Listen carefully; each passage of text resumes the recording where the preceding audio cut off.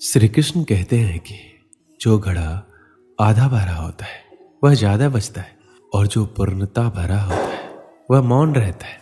मौन मुख से नहीं, मन से होना जरूरी है। सही जगह और सही वजह पर बोलना जरूरी है, वरना चुप रहना ही बेहतर है। ऐसा नहीं है कि बुद्धिमान व्यक्ति बोलना नहीं जानते, वह चुप रहता है क्योंकि वह जानते हैं कि उन्हें कहाँ बोलना है। जब कुछ कहने को हो तभी कहिए, अगर कुछ कहना चाहते हो तब मत कहिए। वहां पर शांत रहना ही समझदारी है, जहां पर खुद को समझदार समझ रहे हो। बेतुकी बातों का सबसे बेहतर जवाब ना देना है। मौन जरूरी नहीं है, अपितु जरूरत है। सवाल का जवाब शांति से मिलता है, बहस करने से जवाब खो जाता है। अपने कार्य को मौन रहकर करते रहे, क्योंकि खिलाड़ी खेल पर ध्यान देते हैं, बाहर बैठे दर्शकों की टिप्पणियों पर नहीं।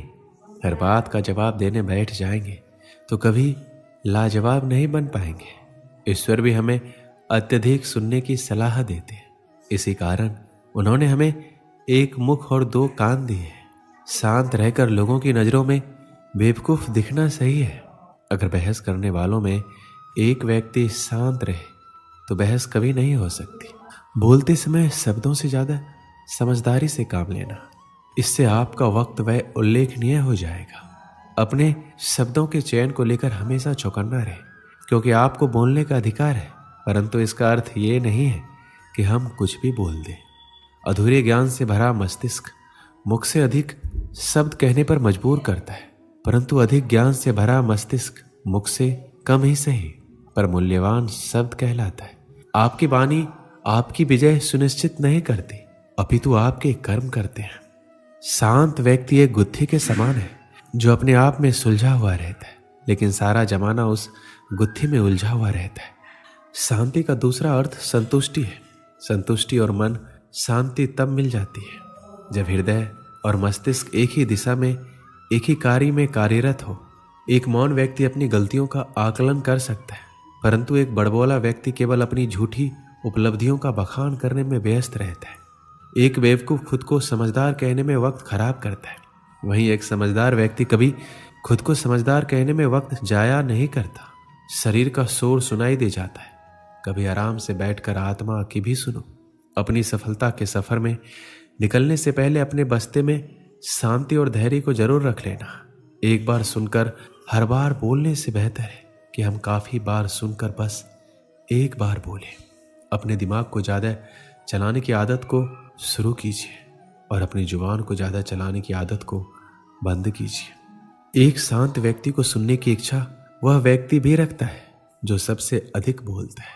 मौन एक व्यक्ति का सच्चा मित्र है जो उसकी हर अवांछित मुसीबतों में उसकी रक्षा करता है। जीवन की भाग दौड़ के दौरान जब आपको लगने लगे कि मैं कहीं खो गया हूं, उस वक्त कुछ देर शांति से बैठ जाने से आप फिर से सही रास्ते की ओर चलना शुरू कर सकते हैं।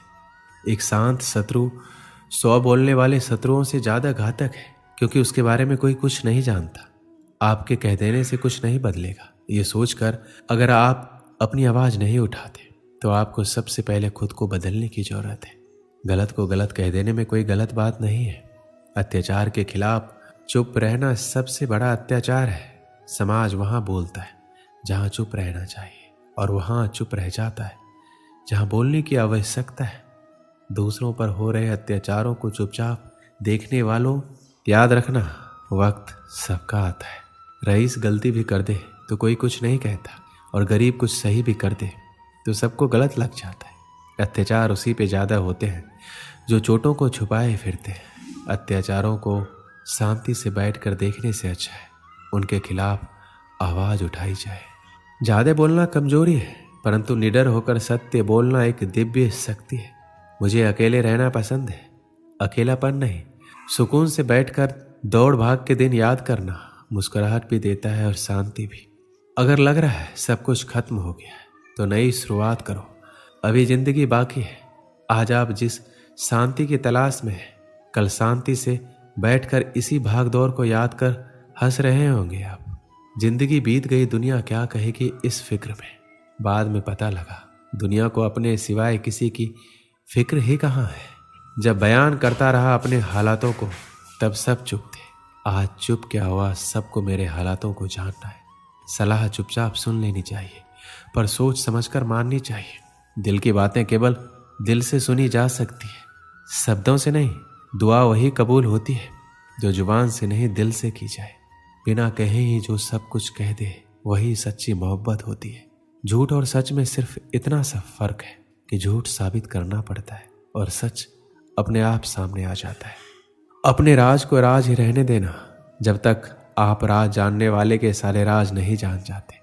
लोग सुकून को दौलत से खरीदने की सोचते हैं और दौलत के चक्कर में ही उनका सुकून छिन जाता है। कोई अचानक शांत हो जाए तुम्हारी गलतियों से तो समझ लेना ये तूफान से पहले की शांति है। दुनिया में ये तो सभी शांति चाहते हैं, बस ये दुनिया किसी को शांति से जीने नहीं देती। एक समय की बात है, एक गरीब आदमी था। वह रोज अपने गुरु के आश्रम जाकर वहां साफ सफाई करता और फिर अपने काम पे चला जाता था। अक्सर वो अपने गुरु से कहता, मुझे आशीर्वाद दीजिए, मेरे पास ढेर सारे धन दौलत आ जाए।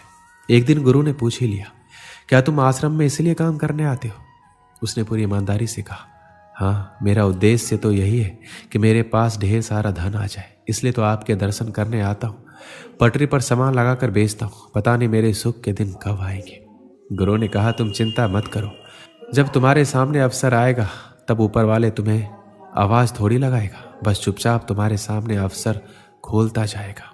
ये बात सुनकर युवक चला गया। समय ने पलटा खाया, वो अधिक धन कमाने लगा, इतना व्यस्त हो गया कि आश्रम में जाना ही छूट गया। कई वर्षों बाद वह एक दिन सुबह ही आश्रम पहुंचा और साफ सफाई करने लगा। गुरु ने बड़े ही आश्चर्य से पूछा, क्या बात है, इतने वर्षों बाद आए हो? सुना है बहुत बड़े सेठ बन गए हो। वह व्यक्ति बोला, बहुत धन कमाया, अच्छे घरों में बच्चों की शादियां की, पैसों की कोई कमी नहीं है, पर दिल में चैन नहीं है। ऐसा लगता था रोज सेवा करने आता रहूं पर आ ना सका। गुरुजी, आपने मुझे सब कुछ दिया पर जिंदगी का चैन नहीं दिया। गुरु ने कहा, तुमने वह मांगा ही कब था? जो तुमने मांगा वो तुम्हें मिल गया ना, फिर आज यहाँ क्या करने आए हो? उसकी आंखों में आंसू भर आए। गुरु के चरणों में गिर पड़ा और बोला, अब कुछ मांगने के लिए सेवा नहीं करूंगा, बस दिल को शांति मिल जाए। गुरु ने कहा, पहले तय कर लो, अब कुछ मांगने के लिए आश्रम की सेवा नहीं करोगे, बस मन की शांति के लिए ही आओगे। गुरु ने समझाया कि चाहे मांगने से कुछ भी मिल जाए पर दिल को चैन कभी नहीं मिलता, इसलिए सेवा के बदले कुछ मांगना नहीं है। वो व्यक्ति बड़ा ही उदास होकर गुरु को देखता रहा और बोला, मुझे कुछ नहीं चाहिए, आप बस मुझे सेवा करने दीजिए। सच में मन की शांति सबसे अनमोल है। इस कहानी से हमें क्या सीख मिलती है? मन की शांति सबसे अनमोल है। जो व्यक्ति अपने मन को शांत कर लेता है वह किसी भी चीज़ के मुकाबले में धनवान होता है। जब व्यक्ति अपने मन को शांत करता है तो उसका सोचने का तरीका सकारात्मक होता है। और मानव जीवन में कई प्रकार की चुनौतियां और परेशानियां होती हैं, लेकिन जो व्यक्ति अपने मन को संतुलित रखता है वह इन चुनौतियों का सामना करने में सफल होता है। इसलिए धन, सम्मान या किसी अन्य सामग्री वस्तु से ज़्यादा महत्वपूर्ण है कि वह व्यक्ति अपने मानसिक स्वास्थ्य का ख्याल रखे और अपने मन की शांति को महत्वपूर्णता दे। दोस्तों, इस वीडियो में बस इतना ही। मिलते हैं अगले वीडियो में। अपना ख्याल रखिएगा। जय श्री कृष्ण।